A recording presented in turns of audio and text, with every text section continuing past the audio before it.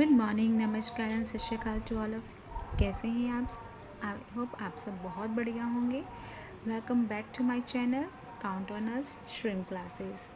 तो आज हम करने जा रहे हैं चैप्टर नंबर 2 पॉलिनोमियल की इंट्रोडक्शन का पार्ट 2। तो करते हैं स्टार्ट। तो फर्स्ट पार्ट है, अभी कल हम लोगों ने जो किया था उसके आगे फर्दर जा रहा है geometrical meaning, geometrical representation of linear polynomial, quadratic polynomial and उनके बेसिस पे ग्राफ कैसे ड्रॉ होते हैं, ठीक है, कैसे ग्राफ बनते हैं, किस तरह की रिप्रेजेंटेशन होती है वो करते हैं। लीनियर पॉलिनोमियल की आपको लोगों को पता है कि उसकी स्टैंडर्ड फॉर्म क्या होती है, a x plus b where a जो ए की वैल्यू है that should not be equals to zero, that must be not equals to zero, right. ये चीज़ याद रखनी है, अगर ए की वैल्यू अगर ज़ीरो हो गई तो आपका लीनियर पॉलिनोमियल ही नहीं रहेगा, ठीक है। अब इस स्टैंडर्ड फॉर्म को लिखा हुआ है, अब इसको मैं एक एग्जांपल के थ्रू में बताती हूँ कि ग्राफ कैसा किस तरह से होता है। लीनियर का मतलब होता है लाइन, ठीक है, लाइन। लीनियर का मतलब क्या होता है, लाइन। तो अगर हम एग्जांपल ले लिए, मैंने आप NCERT से लिए, y is equal to 2x plus three. तो यहाँ से अगर हमने x की वैल्यू मतलब ज़ीरो वैल्यू का फाइंड करना है तो यहाँ से x की वैल्यू क्या आ जाती है, -3/2। अगर हम इसके साथ के साथ अगर हम यहाँ पे y की वैल्यू ज़ीरो पुट कर देते हैं, क्या पुट कर देते हैं, ज़ीरो पुट कर देते हैं, तो उसके बाद उसके बेस पे x की वैल्यू क्या आती है, -3/2, राइट। अगर हम x की वैल्यू ज़ीरो फिल कर देते हैं तब उस केस में आपके पास क्या वैल्यू आएगी, when x equals to zero then you get y की वैल्यू क्या आ जाती है, अगर ये ज़ीरो हो गया 2 multiply by zero then you get the answer y is equals to 3। हमें लाइन लीनियर पॉलिनोमियल फाइंड करने के लिए हम थर्ड चैप्टर में वो ज़रूर करेंगे, अच्छे से करेंगे। एटलीस्ट 2 वैल्यूज़ चाहिए, क्योंकि लाइन के लिए हमेशा एक सिंगल पॉइंट से लाइन ड्रॉ नहीं कर पाएंगे हम, क्योंकि इससे काफ़ी डायरेक्शंस में जाएगा, पॉइंट अनलिमिटेड होगा, ठीक है। तो उसके लिए हमें एटलीस्ट 2 पॉइंट चाहिए ताकि हम लोगों को पता कि डायरेक्शन किस साइड पे जा रही है, ठीक है, लाइन किस साइड पे जा रही है। तो यहाँ पे x की वैल्यू अगर -3/2 है then y is equals to zero, तो एक ये पॉइंट हो गया, right. And when x equals to zero and y की वैल्यू अगर 3 है तो एक ये पॉइंट हो गया। अब आप स्केल के थ्रू जब आप यहाँ से लाइन ड्रॉ करोगे तो क्या आएगा, मेरी लाइन स्ट्रेट ड्रॉ नहीं हुई है, बट अंडरस्टूड की ये जो लाइन हमने ड्रॉ की है वहाँ पे x की सिर्फ और सिर्फ x एक्सिस को सिर्फ एक पॉइंट ही टच कर पाया है, राइट। इसका मतलब ये है कि जो नंबर ऑफ़ ज़ीरोज़ हैं in case of linear polynomial वो कितने हैं, एग्जैक्टली 1 पॉइंट पे बनता है, ठीक है, एग्जैक्टली 1 0। इट मीन्स कि 1 पॉइंट भी नंबर ऑफ़ ज़ीरो का कितना पॉइंट होगा, 1 होगा, राइट। ये क्लियर हुआ। लीनियर पॉलिनोमियल में जब आप लाइन ग्राफ ड्रॉ करते हो तो जो ग्राफ है, जो लाइन है, वो x एक्सिस पर सिर्फ 1 पॉइंट पे ही कट करेगा।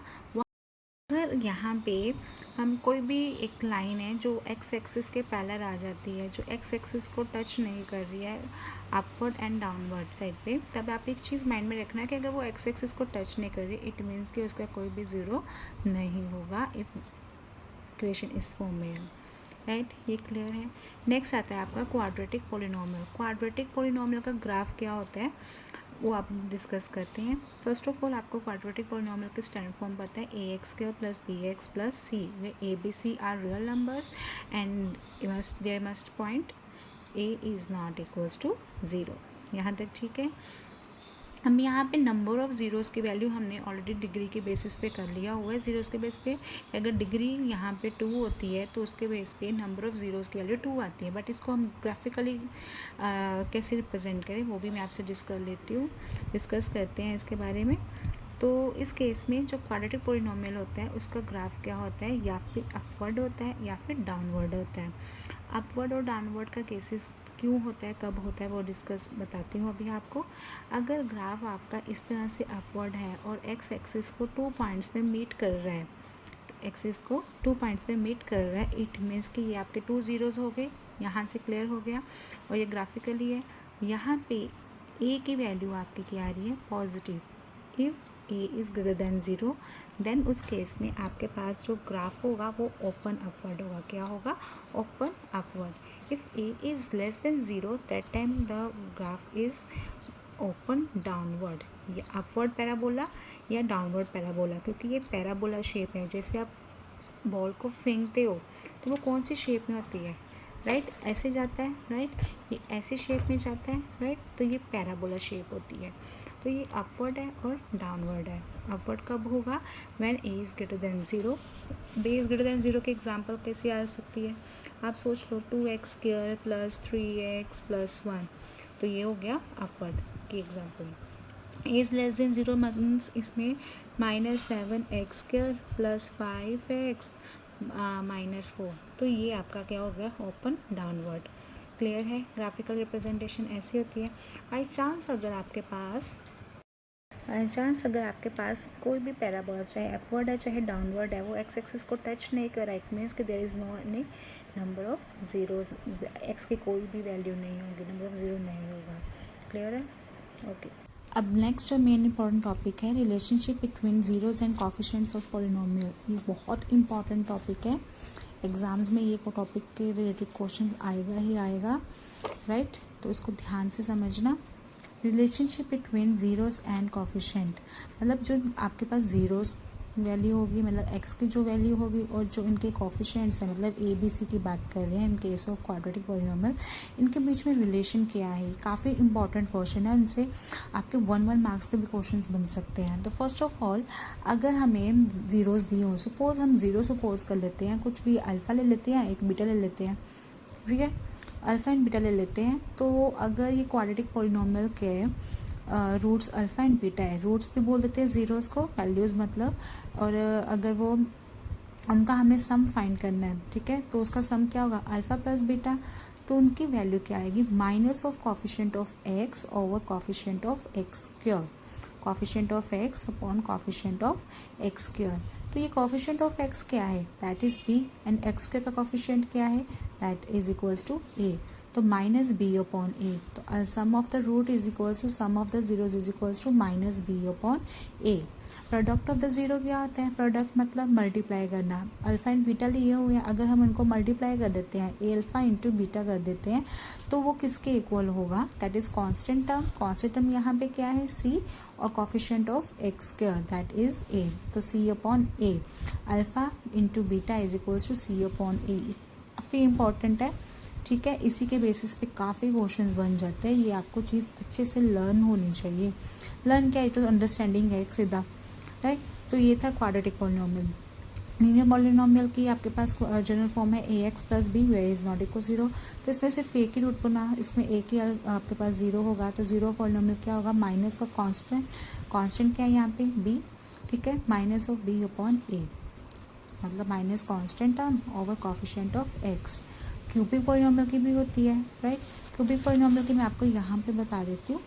अगर क्यूबिक पॉलिनोमियल है तो उसकी स्टैंडर्ड फॉर्म क्या होती है, a x cube plus b x square plus c x decreasing order में powers plus d is equals to 0।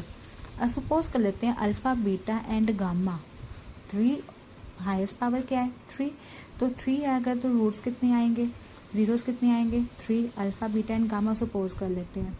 तो फ़िलहाल तो वो ज़्यादा इंपॉर्टेंट है। तो अल्फ़ा प्लस, अगर हमने इसका सम ऑफ द रूट्स फाइंड करना है, तो alpha plus beta plus gamma किसके इक्वल हो जाएगा, तो आपने बड़े इजीली ये चीज़ याद रखनी है, माइनस बी, तो फर्स्ट जो आपका ए के साथ एक्स क्यूब है, जो हाईएस्ट पावर उसके साथ का जो कोफिशिएंट है उसको लिया minus B upon A, right. अब नेक्स्ट है product of the roots. Product of the roots क्या होता है, अल्फ़ा बीटा एंड गामा, उसमें क्या आता है, कांस्टेंट, कांस्टेंट क्या है यहाँ पे, D, D upon A, D upon A, coefficient of x cube, right. अब यहाँ पे 3 रूट्स हैं, तो यहाँ पे एक और कंडीशन आएगी, सम एंड प्रोडक्ट, क्या आएगा, sum and product. Sum and product का मतलब क्या हुआ, अब मैं आपको बता देती हूँ। मीन्स एन 2 ले लिया, अल्फ़ा बीटा ले लिया, फिर हमने ले लिया बीटा गामा ले लिया, और फर्स्ट एंड थर्ड ले लिया, मीन्स अल्फ़ा गामा, इनका प्रोडक्ट भी कर लिया और इनका सम भी कर लिया, sum and product is equals to, तो यहाँ पे क्या आएगा, सी अपॉन ए। तो जो फर्स्ट वाला होता है उसका negative, then goes to positive, then again यहाँ पे क्या आएगा, नेगेटिव। तो ये जो आपको मैंने यहाँ पे मेंशन किया है, ये है क्यूबिक पॉलिनोमियल। क्यूबिक पॉलिनॉमियल का जीरोज एंड कोफिशिएंट्स के साथ रिलेशन। तो ये याद रहेगा आपको, ठीक है। बट ये आपको अच्छे से लर्न करना है। अंडरस्टैंडिंग है कि जो फर्स्ट वाले को छोड़ के next upon the first one, उसका नेक्स्ट जो होगा नेक्स्ट अपॉन फर्स्ट वन, उसका नेक्स्ट होगा the constant upon the first one. First वाले के साथ negative sign, then positive sign, then negative sign, ठीक है। तो ये हो गया। अब कर देते हैं जो यहाँ पे स्टैंडर्ड फॉर्म होती है, मतलब क्वाड्रेटिक फॉर्म की हम फॉर्मेशन कैसे करते हैं, क्या करते हैं हम फॉर्मेशन कैसे करेंगे। अगर हमें ज़ीरोज़ गिवन हो, ठीक है, अगर हमें ज़ीरोज़ गिवन हो, इसके बेस पे सम भी करेंगे, एक्सरसाइज 2.2 में है, ठीक है। अगर हमें क्वाड्रेटिक पॉलिनॉमियल के ज़ीरोज़ गिवन है तो फॉर्म कैसे करें। ज़ीरोज़ मतलब अल्फा एंड बीटा गिवन होगा, तो आप लोगों को ये याद रखना है x square minus s x plus p. S stands for sum of the roots and p stands for product of the zeros. S मतलब alpha plus beta and p मतलब अल्फ़ा इंटू बीटा। तो ये आपको अगर alpha and beta given हो और यहीं से बहुत से आपके मतलब 2-3 क्वेश्चन अभी मेरे माइंड में चल रहे हैं कि एमसीक्यूज बन सकते हैं कि अगर आपको अल्फा बीटा दिया हो या सम या कुछ प्रोडक्ट दिया हो तो आप फॉर्मेशन कैसे कर सकते हैं क्वाड्रेटिक की, ठीक है। मैं आपको थोड़ी सी एक सिंपल से एग्जांपल देती हूँ। सपोज हमें 2 ज़ीरोज़ दिए हुए हैं, अल्फ़ा की वैल्यू हमें दी हुई है 2 और बीटा की वैल्यू सपोज हमें दे दी हुई है -3। सपोज कर लेते हैं, ठीक है। अभी हमने इमेजिनेशन नहीं की है कि कौन सा होगा। तो यहाँ पे आ गया आपके पास एक्स स्क्वायर, ठीक है, minus alpha plus beta means 2 -3 into x plus alpha into beta मतलब 2 इंटू -3। तो आपके पास क्या आ गया 2 -3 क्या आता है -1, -1 प्लस 1 हो गया, ठीक है। प्लस 1 लिखने की ज़रूरत नहीं है, एक्स लिख सकते हैं हम उसको, प्लस माइनस माइनस क्योंकि प्रोडक्ट में है 2 3 6। तो ये हुआ आपके पास स्टैंडर्ड फॉर्म में, सॉरी, ये आपके पास क्वाड्रेटिक पॉलिनॉमियल फॉर्म हुई है, ठीक है। इज़ द क्वाड्रेटिक पॉलिनॉमियल जो आपको अगर रूट्स गिवन है, समटाइम्स आपको रूट्स ऐसे भी लिख हो सकते हैं, sum of the root is this and product of the root is this and find form the quadratic polynomial. तो ये आपका क्वेश्चन बन जाएगा, ये आपका आंसर आ जाएगा आराम से 1 मार्क्स में भी बन सकता है ये क्वेश्चन, ठीक है। यहाँ तक क्लियर हो गया relationship between zeros and coefficients. इसके बाद हम सम्स। अब हम क्वेश्चन करते हैं जो मैंने अभी जो आपको कॉन्सेप्ट समझाया है zeros and coefficients of the polynomial का, ठीक है। अगर नेक्स्ट क्वेश्चन इस टाइप में होगा कि find the zeros of the quadratic polynomial 5 marks में, x square plus 7x plus 10 and verify the relationship between the zeros and the coefficient, okay right. Zeros of the polynomial quadratic polynomial, पहले हमें क्या करना पड़ेगा, zeros find करना पड़ेगा, ठीक है। तो ये आपके पास पॉलिनॉमियल गिवन है, फिर उसको वेरिफिकेशन करनी है, ठीक है। तो verification relationship between zeros and coefficient बहुत इजी है, बहुत सिंपल है। ज़ीरोज़ आपको फाइंड करने आते हैं ऑलरेडी, फिर भी मैं समझा रही हूँ। X square plus 7x plus 10 आपके पास यहाँ पे दिया हुआ है, right. X square plus 7x plus 10, तो आपके पास ये पॉलिनॉमियल गिवन है। अब यहाँ पे एक चीज़ हम कर रहे हैं फैक्टराइजेशन मेथड, ठीक है। इसमें हम फैक्टराइजेशन में मतलब जो मिडल टर्म स्प्लिट कर रहे हैं, उसको ब्रेक कर रहे हैं। तो उसके लिए हम क्या करते हैं कि जो कोफिशिएंट ऑफ एक्स स्क्वायर होता है और जो कांस्टेंट टर्म है, फर्स्ट ऑफ ऑल उसको क्या करते हैं मल्टीप्लाई। जो आंसर आता है उसको हम इस तरीके से ब्रेक करते हैं कि उसको प्लस करके या माइनस करके आपके पास मिडल टर्म आ जाए और वो स्प्लिट हो जाए, ठीक है। समझ आ रहा है आपको, राइट। तो कंटिन्यू करते हैं। अब यहाँ पे कोफिशिएंट ऑफ एक्स क्या है 1 और 10 को हमने मल्टीप्लाई किया 1 into 10, answer is 10।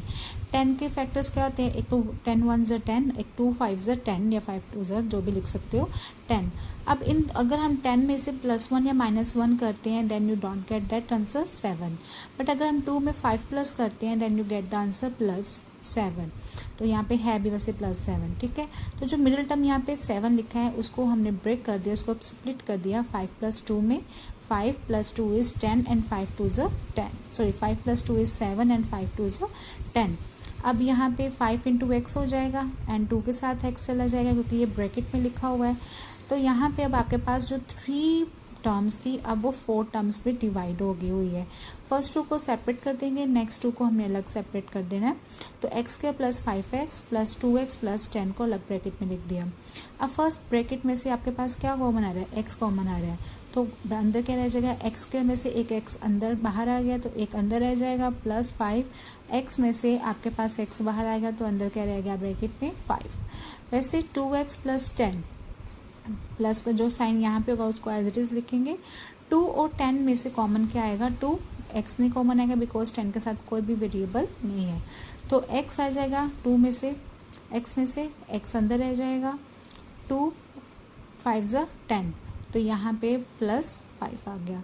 This bracket and this bracket आप देखिए बिल्कुल सेम है और ये सेम ही होनी चाहिए, तो इन दोनों को कॉमन निकाल दिया और अंदर क्या रह जाएगा आपके पास ब्रैकेट में x प्लस 2, तो ये आपके पास 2 ब्रैकेट्स होगी। अब नेक्स्ट स्टेप में आपको ज़ीरोस फाइंड करने के लिए आपको इसको इक्वल टू 0 करना पड़ेगा। ये यहाँ पे इक्वल टू 0 लिख सकते हैं, ऊपर कहीं पे इक्वल टू 0 हम नहीं मेंशन कर सकते बिकॉज वो क्वाड्रेटिक पॉलिनोमियल फिर कोई इक्वेशन में कन्वर्ट हो जाएगा, बट ये चैप्टर हम पॉलिनोमियल का ही कर रहे हैं, तो यहीं पे आपने 0 मेंशन करना है। Either this term equal to 0, either this bracket is equal to 0, तो यहाँ पे हमारे पास x की वैल्यू आ जाएगी -5 और यहाँ पे आ जाएगी -2, तो you have get that here -2 and -5 2 zeros because quadratic polynomial कितने जीरोज आते हैं 2, राइट। नेक्स्ट स्टेप में करते हैं, ये लाइन लिख दी आपने, ठीक है, तो यहाँ पे आपके 2 मार्क्स बन जाएंगे सप्लिशंस के और आंसर फाइंड करने के लिए। वेरिफिकेशंस के लिए आपके पास क्या करना है, तो फर्स्ट ऑफ ऑल आपने क्या लिख देना है, यहाँ पे भी मेंशन कर सकते हैं what is the value of a b and c। a की वैल्यू कोफिशिएंट ऑफ x का दैट इज़ 1, b की वैल्यू कोफिशिएंट ऑफ x +7 है तो +7, -7 है तो माइनस मेंशन करेंगे आप, और कांस्टेंट टर्म क्या है c की वैल्यू क्या आ गई 10। अब याद होगा अभी मैंने आपको बताया relation sum of the zeros क्या होता है, that is equals to alpha plus beta, और सम ऑफ ज़ीरोज़ की वैल्यू क्या होती है, minus the coefficient of x over coefficient of x के माइनस b अपॉन a।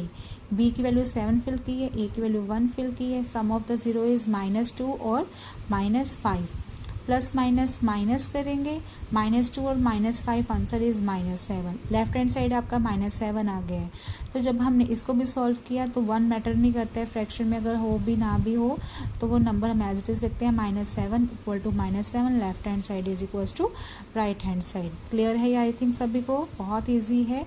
अगर फिर भी आपको समझ में नहीं आता तो आप कमेंट बॉक्स में लिख सकते हैं कि आपका कौन सा स्टेप क्लियर नहीं हुआ है, विल क्लियर इट। नहीं, product of the zeros, product of the zeros में क्या था, क्या वैल्यू थी relation, that is equals to constant term over coefficient of x cube. तो कांस्टेंट टर्म क्या है यहाँ पे 10 अपॉन a की वैल्यू क्या आ गई 1, प्रोडक्ट क्या आएगा -2 इंटू -5, 2 5 10, माइनस माइनस प्लस, तो 10 equals to 10, again left hand side is equals to right hand side, hence verified, that's it. तो पहले आप लोगों को इस सम में 5 मार्क्स में, ठीक है, आपको ये चीज़ें शो करनी है, वेरिफिकेशन करनी है। पहले आपको ज़ीरोज़ फाइंड करना है, ज़ीरोज़ फाइंड करने के बाद आपके पास एक बार अच्छे से क्लियर कर लेना कि आपके पास जो आंसर है बिल्कुल करेक्ट है कि नहीं है, क्योंकि यहाँ पे गड़बड़ होने के बाद आगे नेक्स्ट स्टेप सारे ख़राब हो जाएंगे, आपका आंसर्स ही नहीं आएंगे।